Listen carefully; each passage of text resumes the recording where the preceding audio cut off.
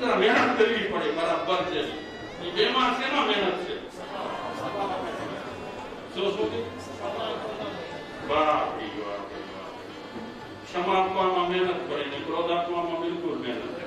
આપણે આ ધર્મ કરે છે, સામાય કરે છે, બાળાઓ ગણે છે, જય જયકાર બોલાવે છે. અને આ શું નામ છે?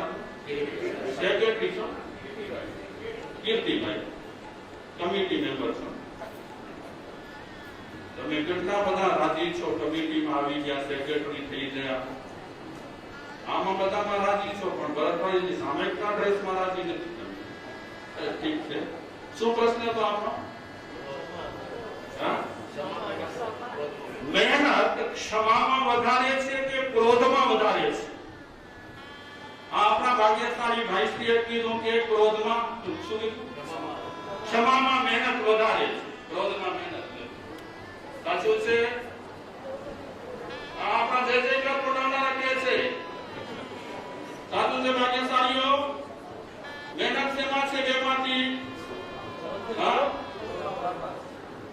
કિરીટભાઈ, મારે પૂછને કહું છે કેમ તમે આવતા નથી? મહેનત પડી કે ન પડી? આ પ્રેક્ટિકલ પ્રયોગ કરું છું, નાટક નથી. તમારે આવવું જ જોઈએ.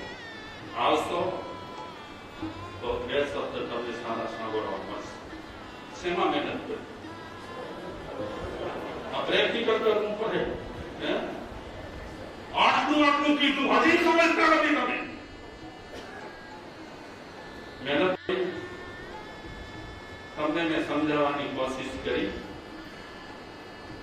તમે હજી એ વાત તરફ બહુ લક્ષ નથી લીધું. યોગ્ય સમય આવશે ત્યારે તમને એ પણ સમજાશે. એમાં મજા આવી.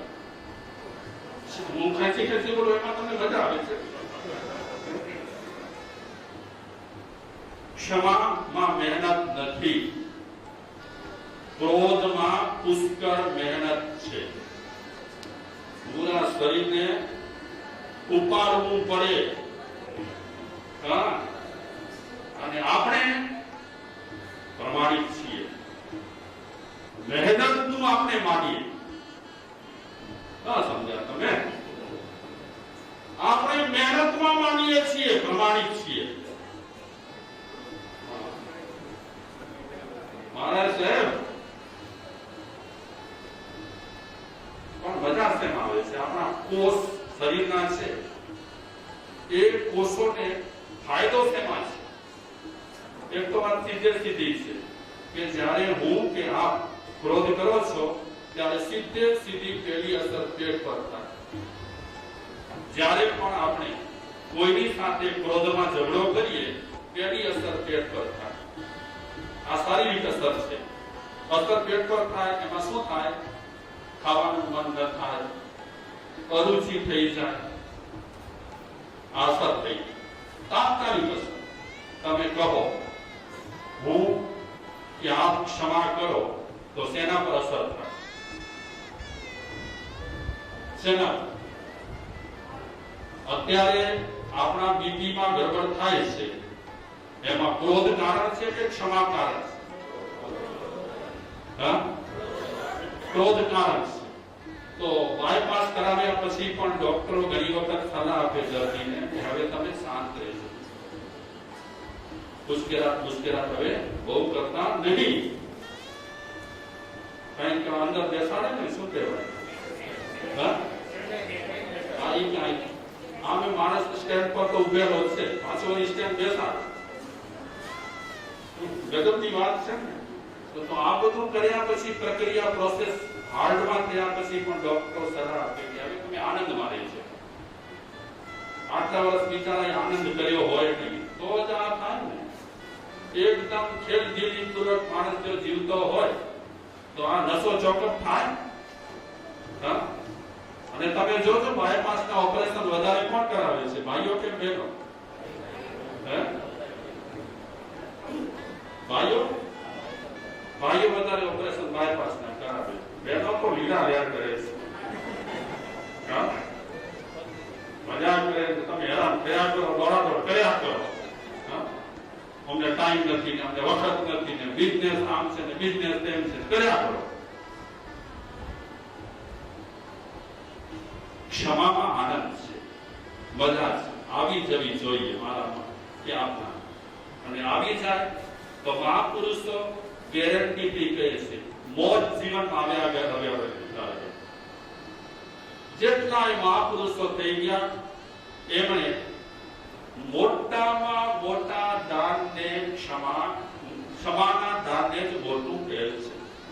હવે એક સત્ય ઘટના તમને કહું. તમિલનાડુમાં સાઉથમાં એક મહાપંડિત થઈ ગયા, થિરુ રાઘવા એવું કંઈક એનું નામ છે. વર્ષો પહેલાની વાત છે.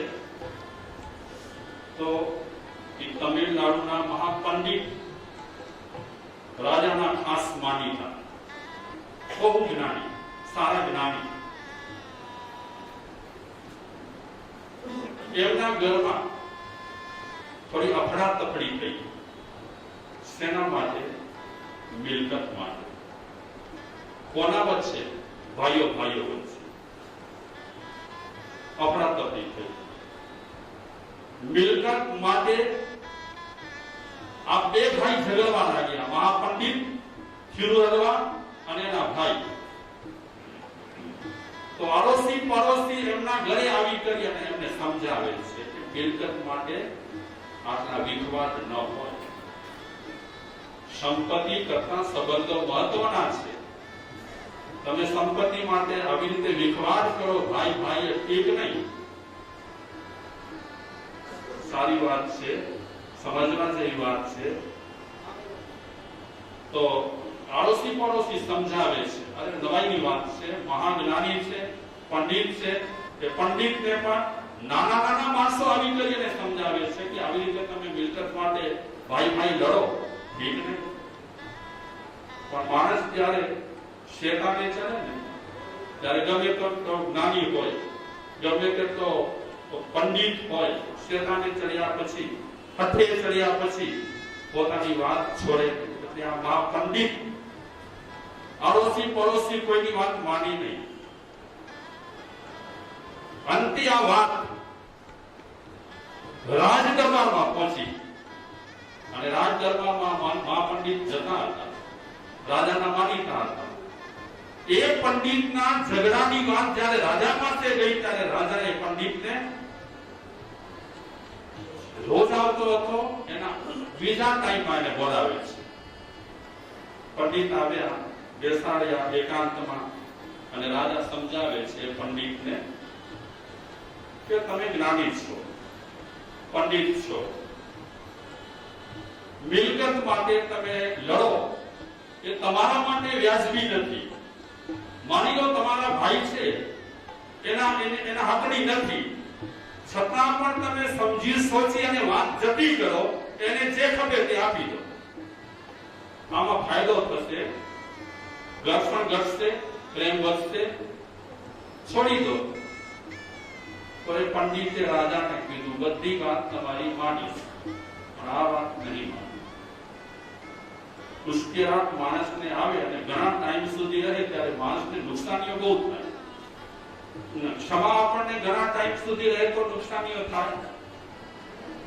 સમજાય છે ને? આપણા જીવનમાં ક્ષમા ઘણા ટાઈમ સુધી રહે તો નુકસાનીઓ થાય. ક્રોધ ઘણા ટાઈમ સુધી રહે તો નુકસાની થાય. અને સરસ મજાનો સ્લોગન છે, ક્રોધ આપણે ઘણો કરીએ તો ઓછો લાગે.